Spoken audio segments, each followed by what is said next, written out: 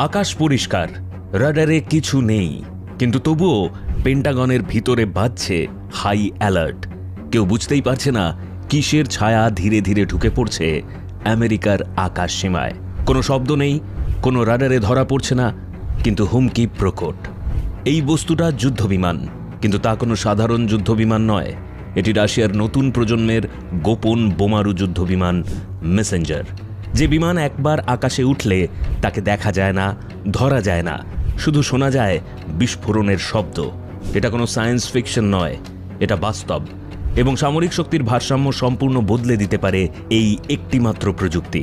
আজকের ভিডিওতে আমরা জানব রাশিয়ার এই মেসেঞ্জার কিভাবে আমেরিকার ঘুম কেড়ে নিচ্ছে এবং কেমন হতে চলেছে পরবর্তী সুপার পাওয়ারদের আকাশ যুদ্ধ।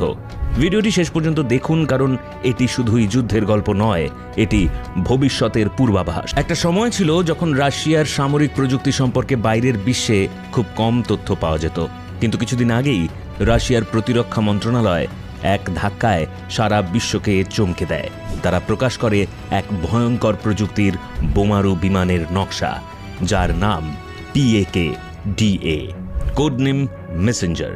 এই বিমান কোনো সাধারণ ফাইটার জেট নয়, এটি এমন এক সাবসনিক স্টেলথ বোমারু যা রাডারে ধরা পড়ে না, শব্দের চেয়ে কম গতিতে ওড়ে এবং আকাশে ঘন্টার পর ঘন্টা উড়তে সক্ষম।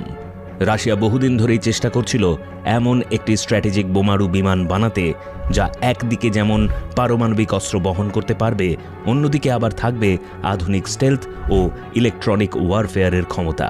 আর মেসেঞ্জার হলো সেই গোপন চেষ্টা বাস্তবে রূপ নেওয়ার প্রথম ধাপ। এই উড়ন্ত দানবটি তৈরি হয়েছে এমনভাবে যাতে এটা শত্রুপক্ষের আকাশ প্রতিরক্ষা ব্যবস্থা ও রাডারকে ফাঁকি দিয়ে ঢুকে পড়তে পারে এবং আঘাত হানতে পারে যে কোনো লক্ষ্যবস্তুতে, এমনকি আমেরিকার মতো শক্তিশালী দেশের ভিতরেও। আর এখানেই শুরু হয় নতুন প্রতিযোগিতা, রাশিয়া বনাম আমেরিকা। PAK-DA মেসেঞ্জার বনাম B-21 রাইডার।